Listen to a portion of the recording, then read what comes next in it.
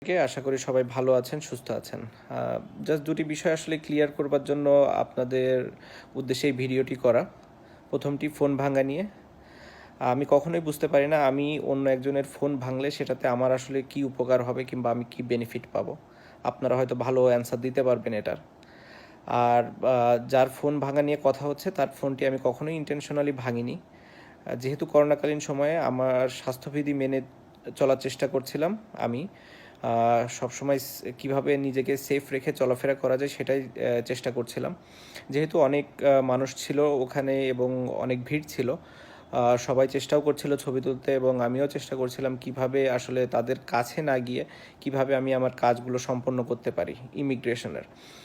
তো স্বাভাবিকভাবেই একজন উৎসুক জনতা একদম আমার শরীরের উপর দিয়ে এসে ছবিটি তুলতে যায় এবং আমি তাকে সরিয়ে দিতে গেলে তার হাতের সাথে আমার হাতটি লাগে এবং তার ফোনটি পড়ে যায় এবং হয়তো পরে ভেঙেও গিয়েছে।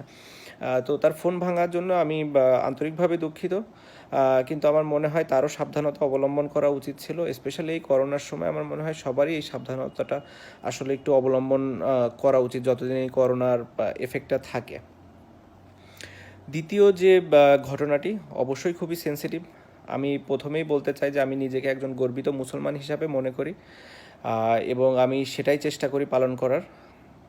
ভুল ত্রুটি হবেই এবং ভুল ত্রুটি নিয়েই আমরা আসলে জীবনে চলাচল করি। আমার কোনো ভুল হয়ে থাকলে অবশ্যই আমি আপনাদের কাছে ক্ষমা প্রার্থনা করছি এবং আপনাদের মনে কষ্ট দিয়ে থাকলে সেজন্য আমি ক্ষমা প্রার্থনা করছি। এখন আসি আসলে পূজার বিষয়টি নিয়ে। পূজার বিষয়টি বা এখানে আসলে নিউজ কিংবা মিডিয়া, সোশ্যাল মিডিয়া সব জায়গায় এসেছে আমি পূজার উদ্বোধন করতে গিয়েছি, যেটি আমি আসলে কখনোই যাইও নি ও কিংবা করিও নি। এটির প্রমাণ আপনারা অবশ্যই পাবেন, যেটি হচ্ছে অনেক সাংবাদিক ভাই বোনেরাই ওখানে ছিলেন, যাদেরকে হয়তো ইনভাইট করা হয়েছে কিংবা আপনারা যদি ওইখানকার ইনভিটেশন কার্ডটাও দেখেন, কার্ডে আসলে লেখা আছে যে কে আসলে ওটার উদ্বোধন করেছে এবং সেটি উদ্বোধন হয়েছে আমি যাবার আগেই। এবং যে জায়গাতে আমাদের প্রোগ্রামটি হয়েছে, আমাদের অনুষ্ঠানটি হয়েছে, সেটি অবশ্যই পূজা মণ্ডপ ছিল না এবং পাশে আরেকটি স্টেজ ছিল, সেখানে করা হয়েছিল এবং পুরো অনুষ্ঠানটি আসলে সেখানে হয়। প্রায় 40-45 মিনিট ব্যাপী সে অনুষ্ঠানে আমি ছিলাম এবং এখানে কোনো ধর্ম বর্ণ কোনো কিছু নিয়ে কখনো কথা হয়নি। অনুষ্ঠান শেষে যখন আমি গাড়িতে উঠতে হবে, আসলে যেহেতু ওখানে পাশেই পূজার আয়োজন ছিল এবং গাড়িতে আমার উঠতে হবে, অনেকগুলো রাস্তা আসলে বন্ধ ছিল। তো স্বাভাবিকভাবেই পূজা ওই মণ্ডপটি ক্রস করে আমাকে যেতে হতো, যেটি আমি গিয়েছি। যাওয়ার সময় পরেশ দা, যিনি আমাকে ইনভাইট করেছিলেন, তার রিকোয়েস্টে আমি প্রদীপ প্রজ্বলন করি এবং যেহেতু কলকাতায় আমি অনেক দিন খেলেছি, কলকাতার মানুষ আমাকে অনেক পছন্দ করে, ওখানকার সাংবাদিকরা অনেক উৎসুকও ছিল, তো সবার রিকোয়েস্টে ওই প্রদীপ প্রজ্বলনের সময় ওখানে পরেশদার সাথে দাঁড়িয়ে একটি ছবি তোলা হয়।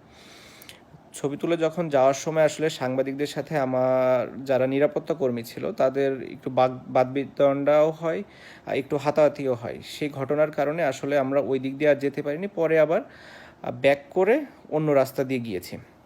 সো পুরো ঘটনাটা ছিল এরকম, যার ভেতরে 30 থেকে 40 মিনিট আমরা আমাদের যে প্রোগ্রামের জন্য স্টেজ করা হয়েছিল সেখানে ছিলাম এবং সেখানে কোনো ধর্ম বর্ণ নিয়ে, আমি আবারও বলছি, সেখানে কোনো ধর্ম বর্ণ নিয়ে কথা হয়নি এবং প্রোগ্রামের কোনো আয়োজনও ওরকম ছিল না।